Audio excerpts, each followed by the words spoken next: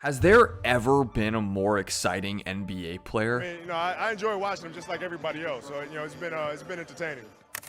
Well, I think when you look at that explosiveness, you certainly look at that ability to utilize his athleticism. He's big, he's strong, he's broad. What a move, what a spin, and what a dunk! At his peak, Blake Griffin wasn't just dunking on opponents. He was redefining what a 6'10 human being could do in mid-air.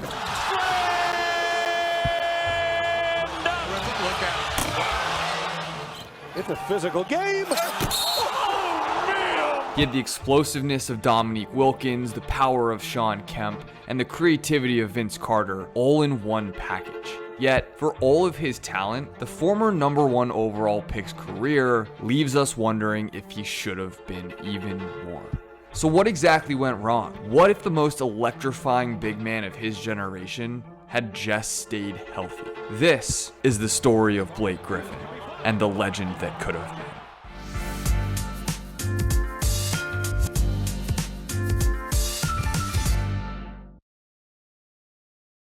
In the basketball landscape of Oklahoma, Blake Austin Griffin emerged as a force unlike any the state had ever seen before. Born March 16, 1989 in Oklahoma City, basketball was in his DNA. His father, Tommy, was a high school basketball coach, while his older brother, Taylor, would actually later join him in the NBA. At Oklahoma Christian School, Blake dominated the competition, leading his team to 4 state championships. The numbers were staggering: 26.8 points, 15.1 rebounds, and 4.9 assists per game as a senior. But what truly set Griffin apart wasn't just his production, it was his explosive athleticism combined with a 6'10 frame. And so despite offers from basketball blue bloods nationwide, Griffin chose to stay home at the University of Oklahoma. And immediately upon enrolling in 2007, his freshman season showed promise, averaging 14.7 points and 9.1 rebounds. But it was his sophomore campaign that announced Griffin's arrival as a generational talent. The 2008-09 season saw Griffin average a monstrous 22.7 points and 14.5 rebounds per game, earning him National Player of the Year honors. The number 1 pick in the 2009 NBA draft will be made by the Los Angeles Clippers. His combination of power, finesse, and jaw-dropping dunks made him the consensus number 1 overall pick in the 2009 NBA draft. And the Los Angeles Clippers, a franchise desperate for a savior, didn't hesitate to make Griffin the cornerstone of their future.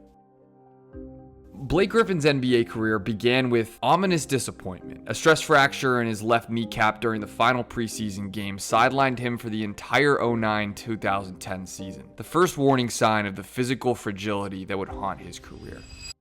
When Griffin finally took the court in 2010, it was absolutely worth the wait. His rookie season was nothing short of spectacular. 22.5 points, 12 rebounds, and a highlight reel of dunks that transformed the Clippers from a league laughingstock to must-watch television. Well, they're going long on Gordon. There you go. And some follows. That one's off the arm. No, follow over. Oh! To get it back. Slam dunk! Pick roll. Slam dunk!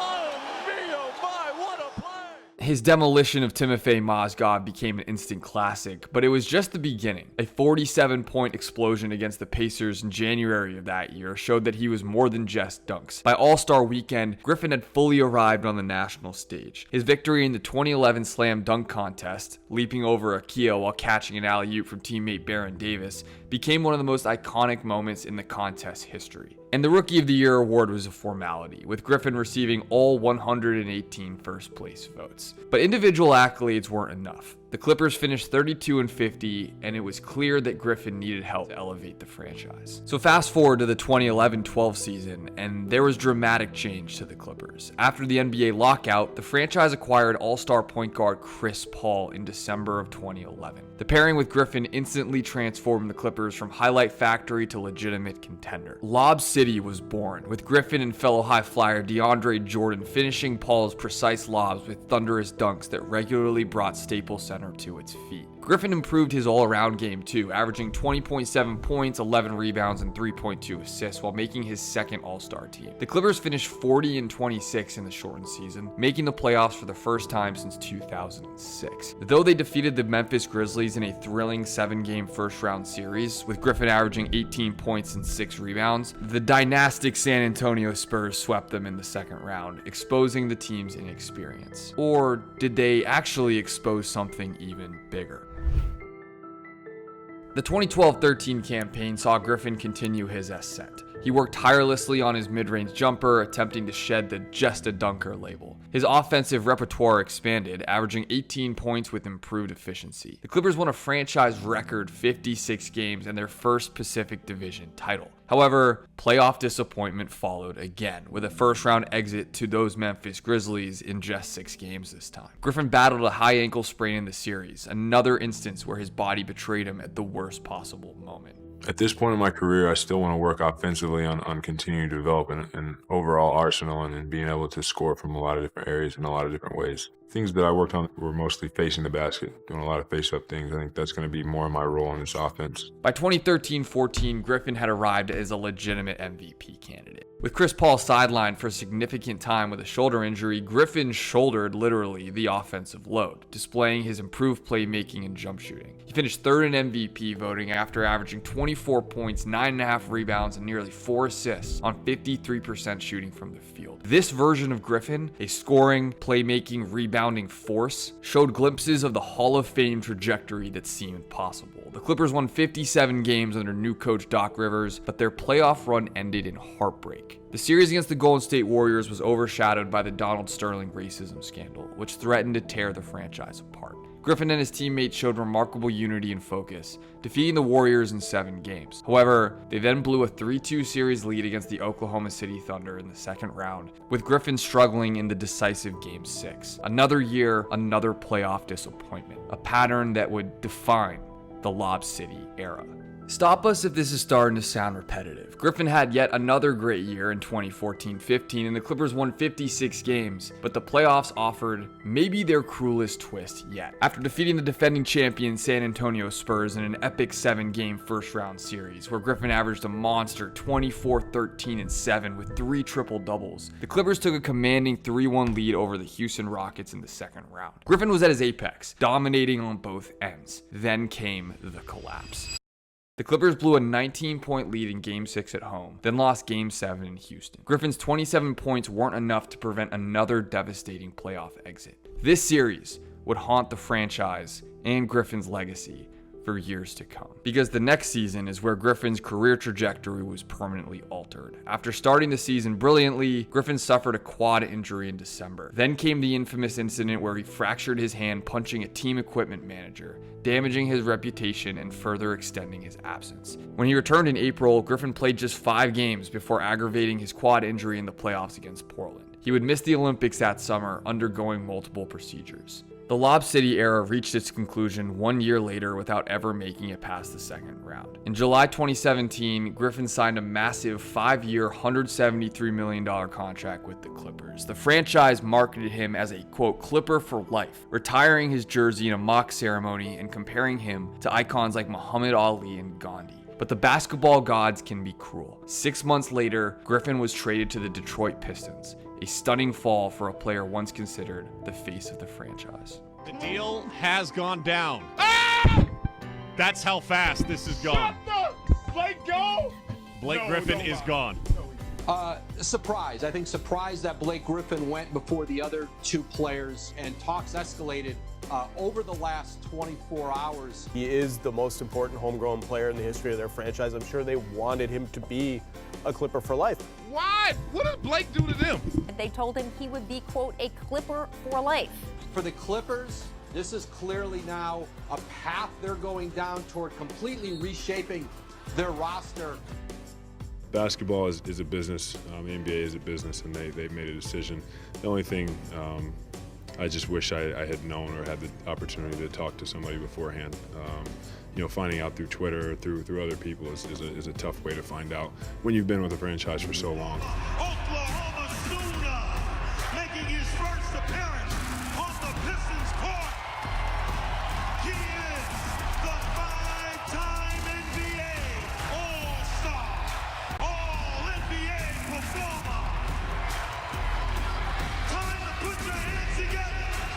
new Piston to see, number 23.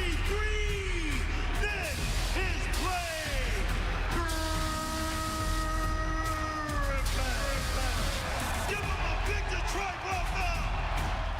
In Detroit, Griffin's response was admirable. In 2018-19, he delivered a career-best statistical season, averaging 24.5 points, 7.5 rebounds, and 5 assists, earning him his 6th All-Star selection. But the resurgence proved to be a last hurrah rather than a reinvention. By this point, Griffin's body had just been through too much. The player who once soared through the air with effortless grace was now earthbound. His movements labored. Multiple knee surgeries had robbed him of the explosiveness that made him special. Still, Griffin adapted, becoming a three-point shooter and a playmaker, but his body continued to fail him. The next season saw Griffin play just 18 games before undergoing knee surgery in January. When he returned for the 2020-2021 campaign, he was just a shell of himself, averaging a career-low 12 points on 36.5% shooting. The Pistons and Griffin eventually agreed to a buyout in March 2021, another unceremonious chapter in a career that once seemed destined for immortality.